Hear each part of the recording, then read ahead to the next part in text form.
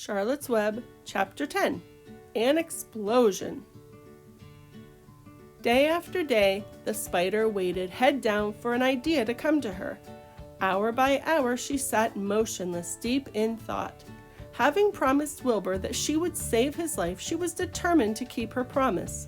Charlotte was naturally patient. She knew from experience that if she waited long enough, a fly would come to her web, and she felt sure that if she thought long enough about Wilbur's problem, an idea would come to her mind. Finally, one morning toward the middle of July, the idea came. "Why, how perfectly simple," she said to herself. "The way to save Wilbur's life is to play a trick on Zuckerman. If I can fool a bug," thought Charlotte, "I can surely fool a man. People are not as smart as bugs." Wilbur walked into his yard just at that moment. "What are you thinking about, Charlotte?" he asked. "I was just thinking," said the spider, "that people are very gullible." "What does gullible mean?" "Easy to fool," said Charlotte. "That's a mercy," replied Wilbur, and he lay down in the shade of his fence and went fast asleep. The spider, however, stayed wide awake, gazing affectionately at him and making plans for his future. Summer was half gone. She knew she didn't have much time. That morning, just as Wilbur fell asleep, Avery Arable wandered into the Zuckerman's front yard, followed by Fern. Avery carried a live frog in his hand. Fern had a crown of daisies in her hair. The children ran for the kitchen. "Just in time for a piece of blueberry pie," said Mrs. Zuckerman. "Look at my frog," said Avery, placing the frog on the drain board and holding out his hand for pie. "Take that thing out of here," said Mrs. Zuckerman. "He's hot," said Fern. "He's almost dead, that frog." "He is not," said Avery. "He lets me scratch him between the eyes." The frog jumped and landed in Mrs. Zuckerman's dishpan full of soapy water. "You're getting your pie on you," said Fern. "Can I look for eggs in the hen house, Aunt Edith?" "Run outdoors, both of you, and don't bother the hens." "It's getting all over everything," shouted Fern. "His pie is all over his front." "Come on, frog," cried Avery. He scooped up his frog. The frog kicked, splashing soapy water onto the blueberry pie. "Another crisis," groaned Fern. "Let's swing in the swing," said Avery. The children ran to the barn. Mr. Zuckerman had the best swing in the country. It was a single long piece of heavy rope tied to the beam over the north doorway. At the bottom end of the rope was a fat knot to sit on. It was arranged so that you could swing without being pushed. You climbed a ladder to the hayloft. Then, holding the rope, you stood at the edge and looked down and were scared and dizzy. Then you straddled the knot so that it acted as a seat. Then you got up all your nerve, took a deep breath, and jumped. For a second you seemed to be falling to the barn floor far below, but then suddenly the rope would begin to catch you, and you would sail through the barn door going a mile a minute, with the wind whistling in your eyes and ears and hair. Then you would zoom upward into the sky and look up at the clouds, and the rope would twist, and you would twist and turn with the rope. Then you would drop down, down, down out of the sky and come sailing back into the barn, almost into the hayloft, then sail out again, not quite so far this time, then in again, not quite so high, then out again, then in again, then out, then in, and then you'd jump off and fall down and let somebody else try it. Mothers for miles around worried about Zuckerman's swing. They feared some child would fall off, but no child ever did. Children almost always hang on to things tighter than their parents think they will. Avery put the frog in his pocket and climbed to the hayloft. "The last time I swung in this swing, I almost crashed into a barn swallow," he yelled. "Take that frog out," ordered Fern. Avery straddled the rope and jumped. He sailed out through the door, frog and all, and into the sky, frog and all. Then he sailed back into the barn. "Your tongue is purple," screamed Fern. "So is yours," cried Avery, sailing out again with the frog. "I have hay inside my dress. It itches," called Fern. "Scratch it," yelled Avery as he sailed back. "It's my turn," said Fern. "Jump off." "Fern's got the itch," sang Avery. When he jumped off, he threw the swing up to his sister. She shut her eyes tight and jumped.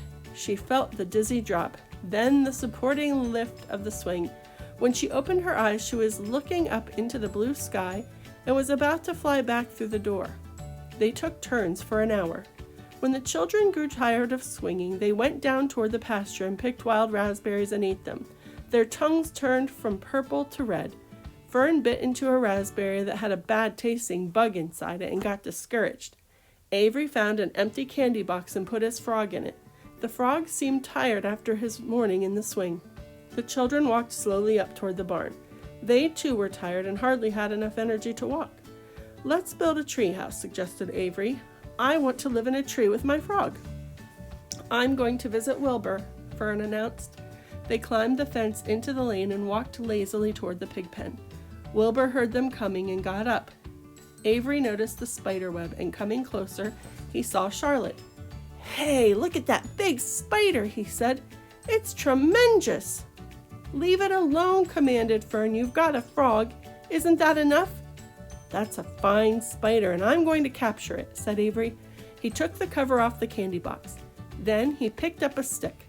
"I'm going to knock that old spider into this box," he said. Wilbur's heart almost stopped when he saw what was going on. This might be the end of Charlotte if the boy succeeded in catching her. "You stop it, Avery," cried Fern.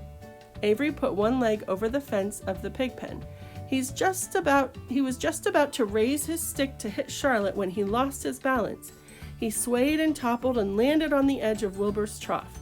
The trough tipped up and then came down with a slap. The goose egg was right underneath.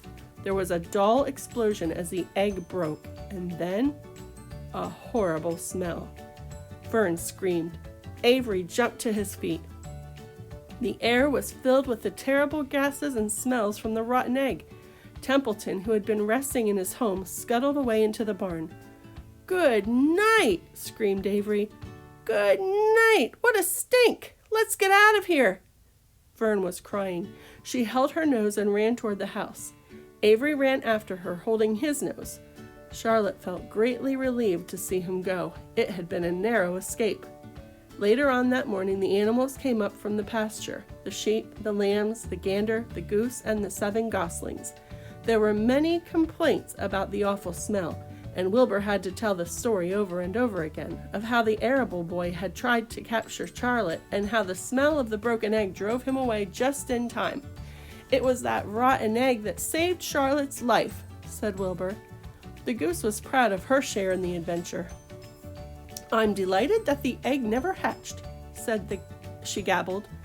Templeton, of course, was miserable over the loss of his beloved egg, but he couldn't resist boasting. "It pays to save things," he said in his surly voice. "A rat never knows when something is going to come in handy. I never throw anything away." "Well," said one of the lambs, "this whole business is all well and good for Charlotte, but what about the rest of us? The smell is unbearable. Who wants to live in a barn that is perfumed with rotten egg?" "Don't worry, you'll get used to it," said Templeton. He sat up and pulled wisely at his long whiskers, then crept away to pay a visit to the dump. When Lurvy showed up at lunchtime carrying a pail of food for Wilbur, he stopped short a few paces from the pig pen. He sniffed the air and made a face. "What in thunder?" he said, setting the pail down. He picked up the stick that Avery had dropped and pried the trough up. "Rats," he said. "Whew! I might have known a rat would make a nest under this trough. How I hate a rat!" And Lurvy dragged Wilbur's trough across the yard and kicked some dirt into the rat's nest, burying the broken egg and all Templeton's other possessions. Then he picked up the pail. Wilbur stood in the trough, drooling with hunger. Lurvy poured. The slops ran creamily down around the pig's eyes and ears. Wilbur grunted. He gulped and suckled and sucked and gulped, making swishing and swooshing noises, anxious to get everything at once. It was a delicious meal. Skim milk, wheat middlings, leftover pancakes, half a donut, the rind of a summer squash, 2 pieces of stale toast, a third of a ginger snap, a fishtail, 1 orange peel, several noodles from a noodle soup, the scum off a cup of cocoa, an ancient jelly roll, a strip of paper from the lining of the garbage pail, and a spoonful of raspberry jello. Wilbur ate heartily. He planned to leave half a noodle and a few drops of milk for Templeton. Then he remembered that the rat had been useful in saving Charlotte's life, and that Charlotte was trying to save his life, so he left a whole noodle instead of a half. Now that the broken egg was buried, the air cleared and the barn smelled good again. The afternoon passed and evening came. Shadows lengthened. The cool and kindly breath of evening entered through the doors and windows. Astride her web, Charlotte sat moodily eating a horsefly and thinking about the future. After a while, she bestirred herself. She descended to the center of the web, and there she began to cut some of her lines. She worked slowly but steadily while the other creatures drowsed. None of the others, not even the goose, noticed that she was at work. Deep in his soft bed, Wilbur snoozed. Over in their favorite corner, the goslings whistled a night song. Charlotte tore quite a section out of her web, leaving an open space in the middle. Then she started weaving something to take the place of the threads she had removed. When Templeton got back from the dump around midnight, the spider was still at work.